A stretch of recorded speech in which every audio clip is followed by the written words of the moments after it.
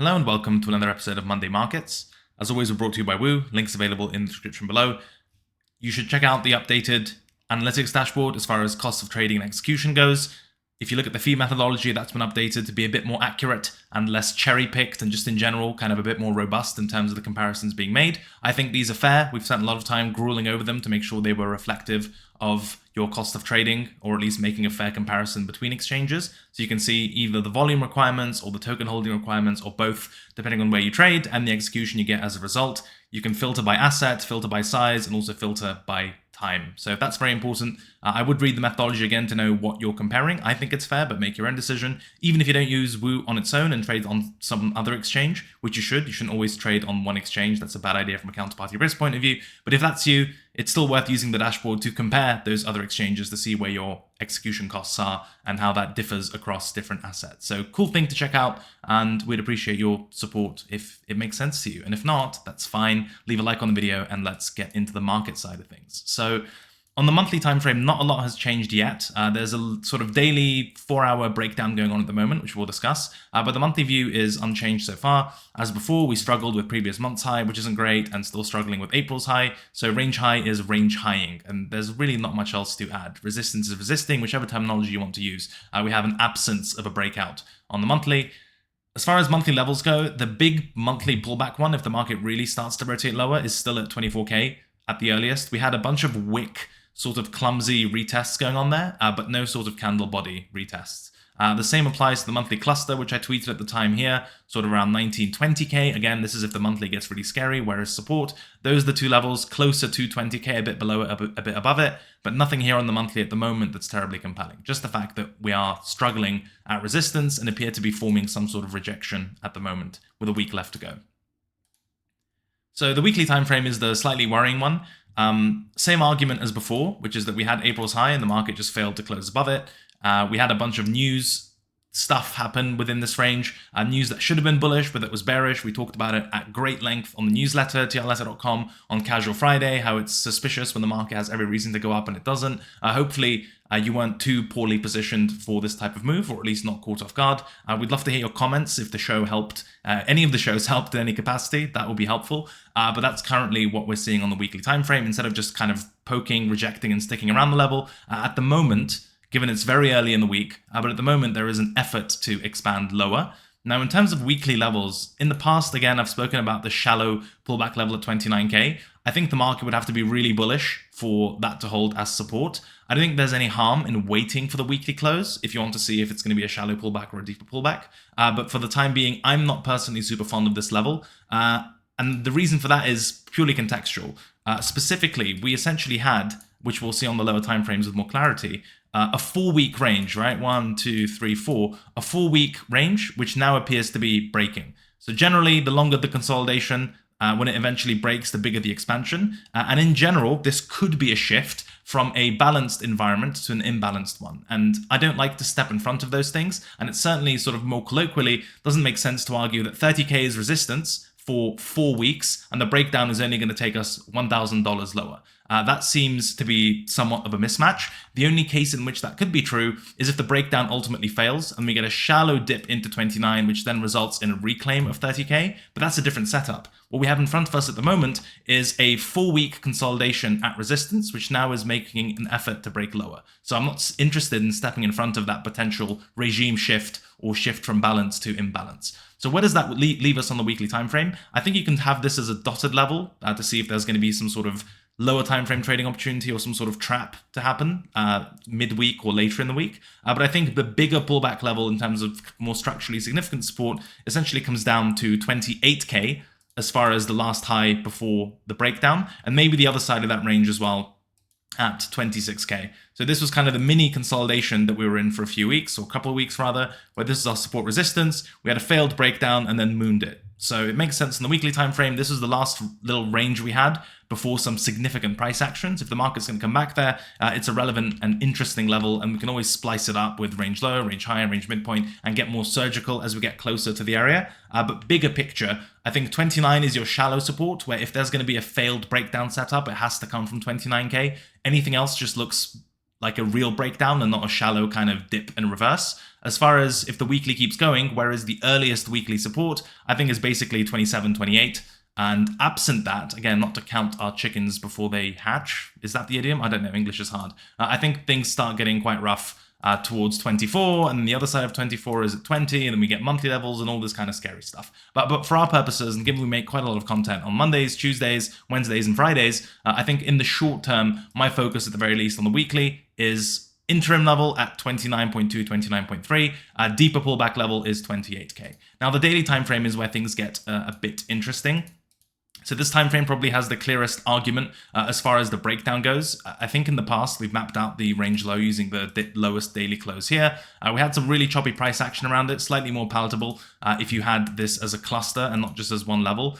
This Sunday pump just looked very suspicious. And, you know, that kind of price action isn't necessarily telling. I can completely understand if there's a kind of fake out daily close trade that was taken as a result. But to me, those types of moves are very sort of, you know, mean reverting. I'm not a huge fan of chasing the market on a Sunday because there's a really high chance of it reverting or reversing on the Monday. So that's something that wasn't on my radar. Also, in general, just as a trading point, when it comes to failed break setups, I like to see a lot of aggression and signs of a sort of attempted impulse through the range boundary. So just like we had at the range high, you can see the move that failed to materialize was this really big outsized green day that then engulfed the downside. It wasn't a drift, it wasn't a walk, it wasn't a splutter, it was a straight up big candle and then a correspondingly large rejection. So when we're talking about failed breakout setups, there are nuances to this, but generally speaking, I want to see signs of aggression, someone really trying to sell the low and not being successful, as opposed to the market essentially drifting into the low and then closing around it for 3-4 days. That's not a sign of urgency, that's not a sign of trapped traders, whereas these types of moves are much more likely to lead to productive kind of failed breakdown, failed breakout, or reversal setups within the context of a range. So going back to the daily time frame, away from education and more to market analysis, I think at the very least, conservatively, as long as the market is below the point of breakdown, which is 29, 30k, it's worth treating this as a bearish breakdown because that's essentially what it is, right? We had all the contextual resistance at 30k, the market ranged, and then broke down. So it's worth just respecting that essentially, you know, respect the dump and wait for it to give you good reasons to buy it if you want to be bullish. Now, what would those good reasons be? As mentioned, invalidating the breakdown, which at this point would be quite compelling because this is a big day, right? So just like the failure to break out from a big green day like this was a sign of reversal, a failure to break down from a big red day like this would also be decently compelling in terms of looking for evidence that someone's willing to soak this up. So daily closes back above 30k, 30.1k would be a welcome signal. But for the time being, this just looks like a breakdown from a range. So option one, wait for some sort of reclaim, that's fine. Option two is for the market to reach for deeper levels of high time frame support, which we've established on the weekly, kind of starts around 28k, sort of this high here, and maybe some of the corresponding range levels under it at 27.4, 27.5. If you recall the weekly range that we mapped out earlier, that's essentially both sides of that cluster, sort of 28, 27.2, whatever. On the daily, it's essentially this little consolidation before the breakdown and then the move higher. And that's really it, unfortunately. So again, at face value, we had a range, we're breaking down from that range. What are our options when the market breaks down from a range? If we want to be bullish, you wait for the breakdown to fail, or you wait for the breakdown to follow through and then reach some discounted level, an area of support where you think the market could bounce or is more attractive on a risk-reward point of view. I think in general, fading these breakdowns is the first thing you do can be fine as far as lower time frame trading goes. If there's a big open interest flush or there's some real aggressive participation towards the low itself, or if the market then dips into previous day's low and tries to continue very aggressively and fails, there are, of course, bounce setups that can be had in that context. But given Monday markets is a weekly show, at the moment, the prevailing argument is 30k is resistance, and we're breaking down from the daily range that was formed there. So let it breathe, let it go, and wait for something clearer to form. Final bit of commentary on the 4-hour. Again, to nobody's surprise, it reflects the higher time frame picture that this is our range low and it looks like we're breaking down from it. So yes, if it reclaims, that will look good, but it needs to do that first and that requires a lot of progress. I will suggest that if you're looking at some of these daily levels that we outlined, like for example, this high, I would, as always, start with the daily time frame because you can see if we go down to the 4-hour, unsurprisingly, there's always good. If your daily levels are good, it will land you in the right areas when it comes to your intraday levels as well, at least in terms of giving you an area to work with, then you can always refine it on lower timeframes. But generally speaking, again, whatever timeframe you use, the considerations appear to be the same, which is that above 30, things can start to look okay again. Otherwise, kind of just let it push, if it wants to, towards those deeper levels of support and be patient instead of trying to knife catch the dip immediately, certainly if you're trading from a higher time frame swing perspective. There is a lot of fuckery that can happen post breakdown that makes you feel like it's going to reverse immediately or dump immediately, and it's a rough place to get chopped up. But contextually, it's worth zooming out and just asking, where do I want to do business? And for me, the better business is to be done either at deeper levels of support, on the breakdown, on the reclaim of the point of breakdown, or if you want to get into low time frame source, which we can do on a separate stream,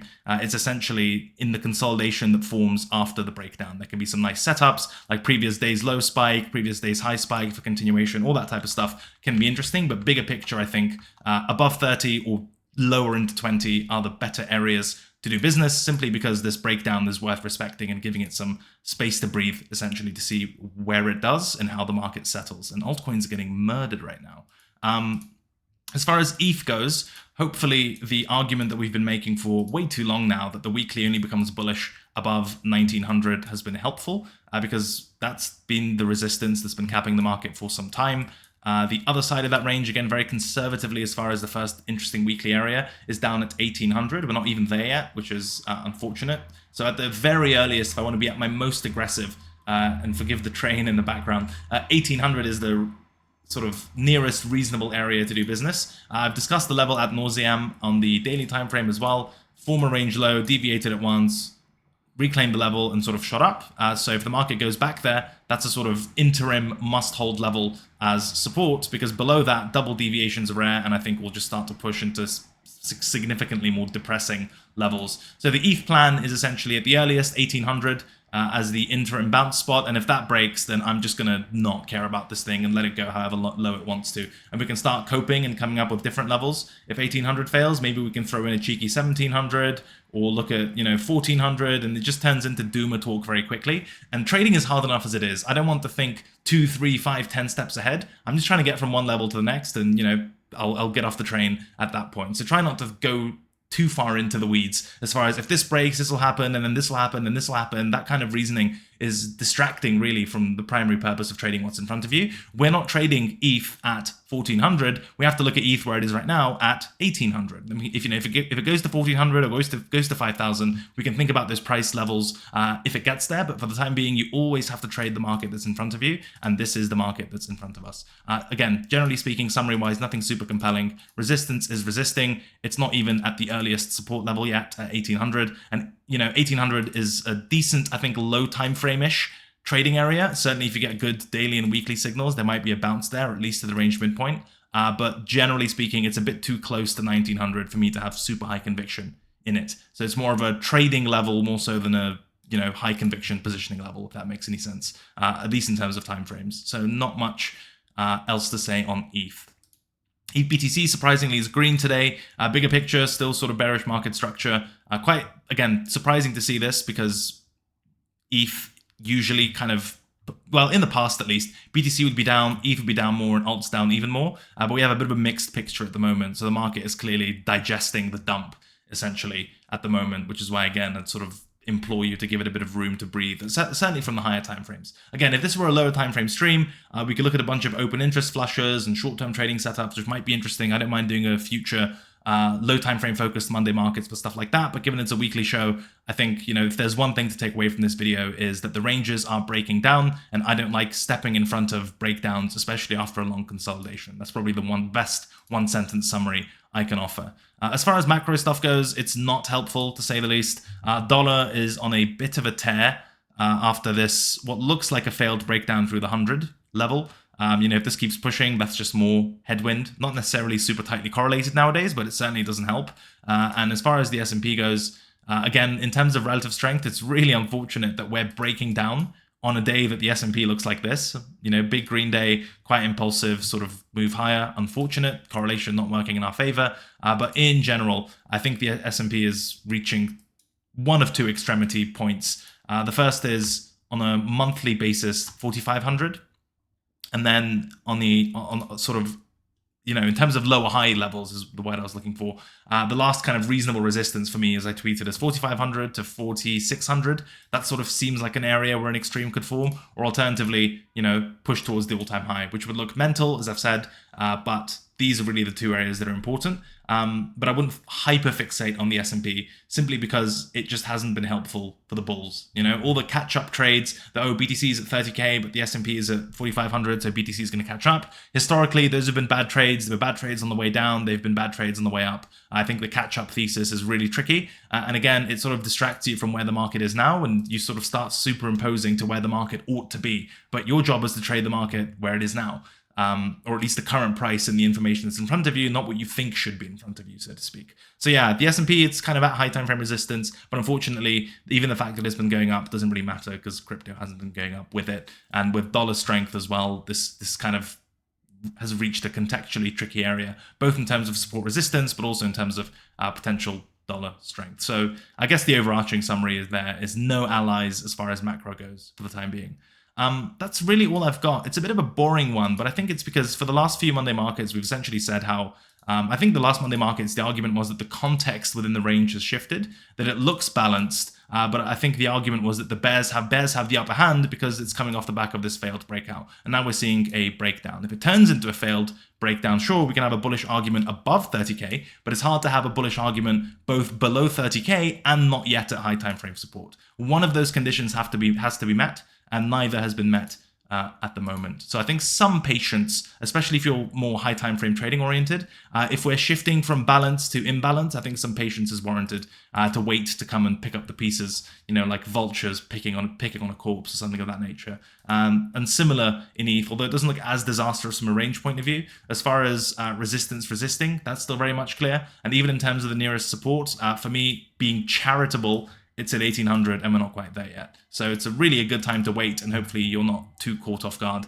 by what looks to be a range breakdown brewing. If that changes, you'll see in our newsletter. I'm sure Don will talk about it if it turns into a failed breakdown, casual Friday, all that good stuff. But in terms of the available information, what's in front of me right now, we've been ranging for a while on BTC. That range looks to be breaking down. I'm not interested in stepping in front of it unless I get good signals. And it's very unlikely that you get good signals on the first day of a breakdown after a multi-week sort of month-long range. So yeah, that's really all I've got. Hope that makes sense. Hope that was helpful. Leave a like on the video if it was. As always, the show is brought to you by Woo. Go check out their execution dashboard. The designated market maker program is being rolled out soon, and all sorts of positive changes going on there. And as always, you can ping our DMs or leave a comment if you want to see some changes on the exchange itself. We have a direct line to the team and can make some cool stuff happen. That's all from me. Maybe we do altcoin Thursdays this week if things get spicy, but thank you for your attention and have a wonderful start to the week. Bye-bye.